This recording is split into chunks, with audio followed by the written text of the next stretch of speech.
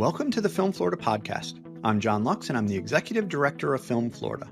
Before we get to our interview, please remember to subscribe, rate, and review the Film Florida podcast. If you're not already a member of Film Florida, please consider joining at filmflorida.org. The Film Florida podcast is free, but if you like what you hear, please consider going to our website and donating $20.21 for our 2021 fundraising campaign. We also have a Film Florida merchandise page.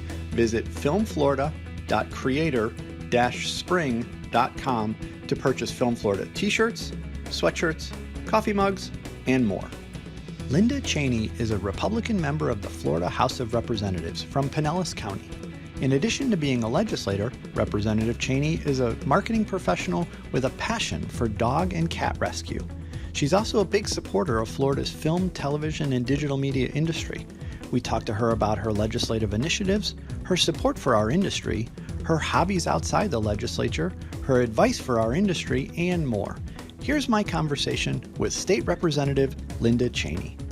Welcome to the Film Florida podcast, Representative. Well, hello. How are you? I am good. So let's start with your backstory. Tell our listeners where you came from. I started in the production world with ad agencies, the local NBC station, moved into ad agencies on the business development side. And then most recently, my husband and I built and ran a mobile mammography business before we sold it to a major medical system.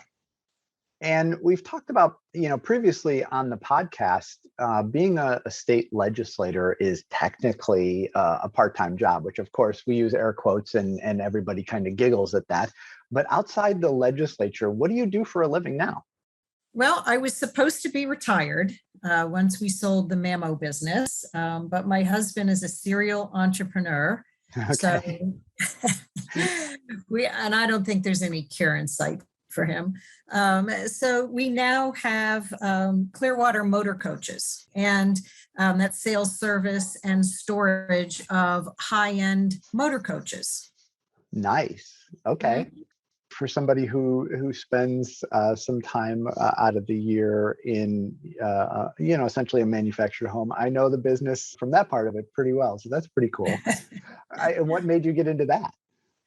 Well, our experience with running the mobile mammography business, we had 3 large buses. And so, we had to service them and we had to store them. And when the business grew, we had to buy them.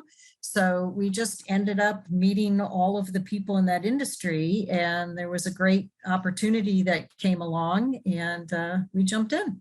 It was timing. Interesting. And now you were first elected to the Florida House in November of 2020. And, based on everything that I've read and know of you from, previous conversations, none of it screams, let's get into politics. So what made you decide to run for the Florida House?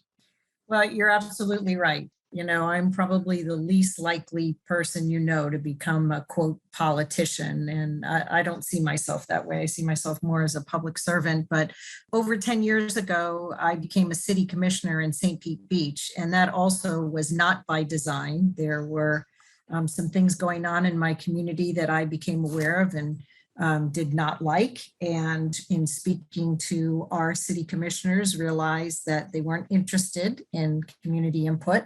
So I got on the commission so that the residents would have a say in the way their community was being run.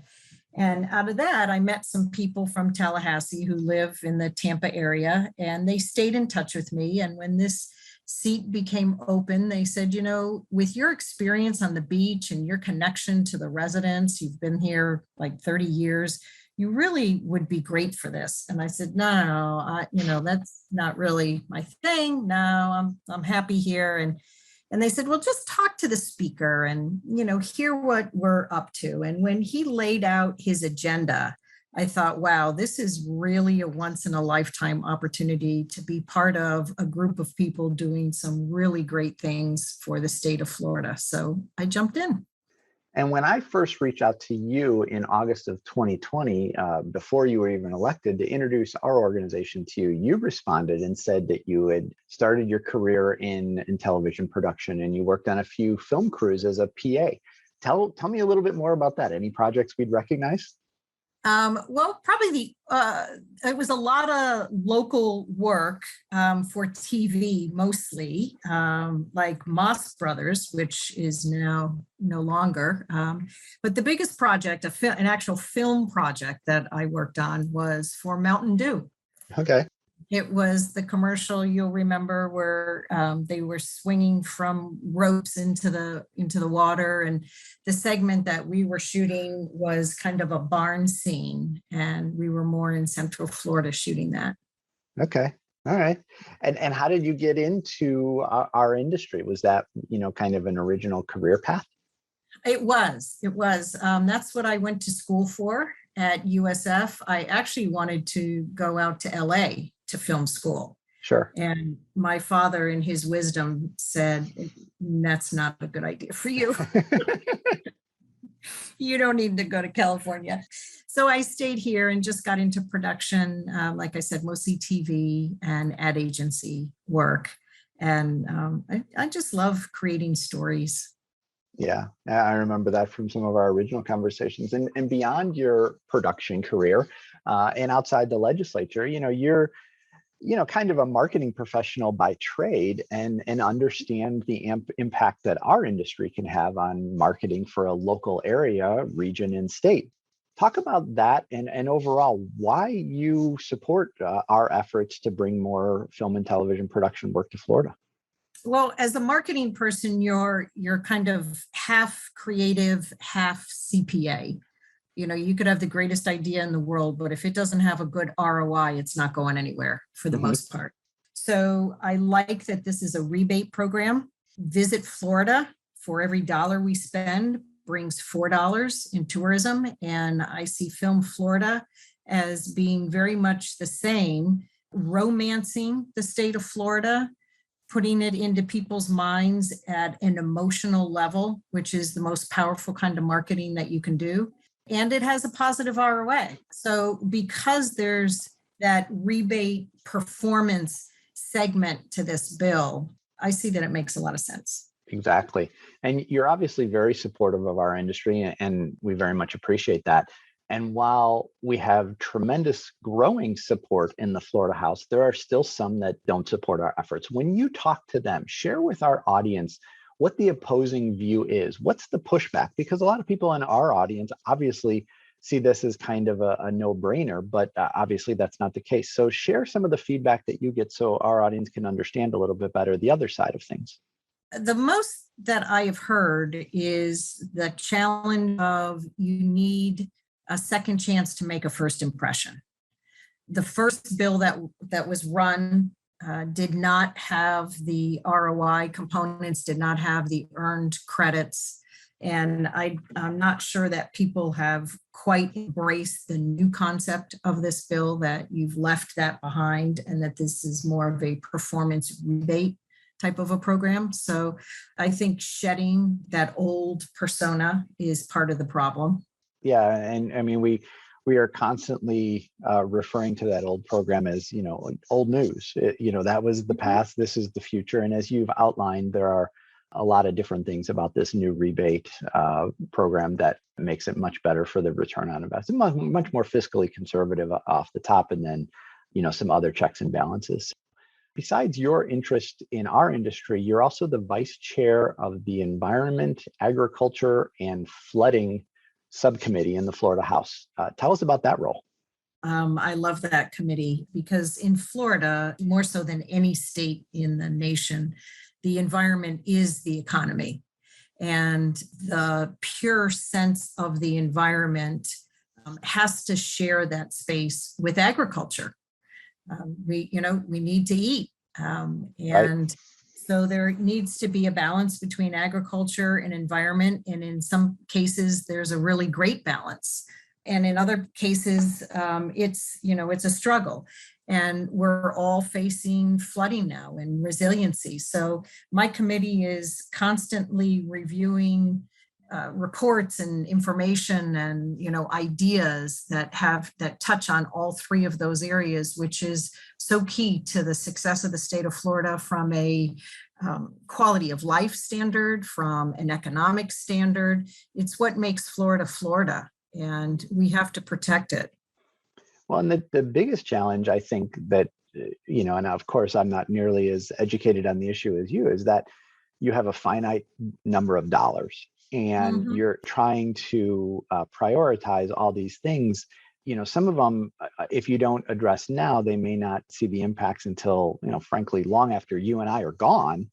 But if you keep kicking the can down the road, if not now, then when, is kind of that old adage. And so how big of a challenge is it for that, to just try and prioritize what you need to do now versus next year versus 5 years and 10 years down the line? Well, not many people know, but Governor DeSantis has been the most environmentally supportive governor in the history of the state of Florida. We have pumped last session $20 billion into the environment, into Everglades restoration, springs restoration, septic to sewer conversion, to protect the quality of our waterways. So from the very top of the state of Florida has come a high level commitment to the environment. And you're right, we compete with education, public safety, a lot of things that you can't make an either or decision. You have to support all of the areas to the best of your ability. And restoring our environment is very important to the governor and the legislature. And I think we're doing a really good job. And there's areas where we've been able to protect the environment in a way that also supports the economy. We keep working at it. We've got Forever Florida, which is where we protect the natural pathways that our animals traverse across the state of Florida, because they don't care about boundaries and counties. And as part of that, we partner with the agriculture industry, with farmers. So we have paid them or leased their land to protect some of these environmentally sensitive areas. So it's helped agriculture and it's helped the environment at the same time. So there are creative ways that we've been able to protect and build our businesses all at the same time. Excellent. And if anybody knows or follows you on Facebook, they obviously know you're a huge supporter for dog and cat rescue. Talk about that passion there. Oh, adopt, don't shop. So I have 3 rescued dogs that are mixed breeds and 1 rescue cat that lives with me. He's a feral cat. His ears clipped. He just adopted me. And then when I was campaigning, there was a cat that I met on the campaign trail that needed a home. So now she lives here. And I just, animals are just such unconditional love. And, unfortunately, there's a lot of irresponsible people that don't see that they need to spay and neuter them. Right. And so it just contributes to the problem. My husband and I are going to join the Pilots for Paws program. Okay. Which is, we met one of our neighbors who flies them predominantly from Georgia to the Brooksville area. There's rescues in the Georgia area and shelters where they've got more animals than they have adopters. But then in areas like Brooksville, there's people looking to adopt. So it's a matter of shifting them around. So we're going to get into that. I'm really excited about it. And outside of being a legislator, what do you like to do for fun? What are your hobbies besides the dog and cat rescue? Oh, it's all environment, canoeing, biking, hiking our trails, state parks, all outdoor. If I'm outside, I'm happy.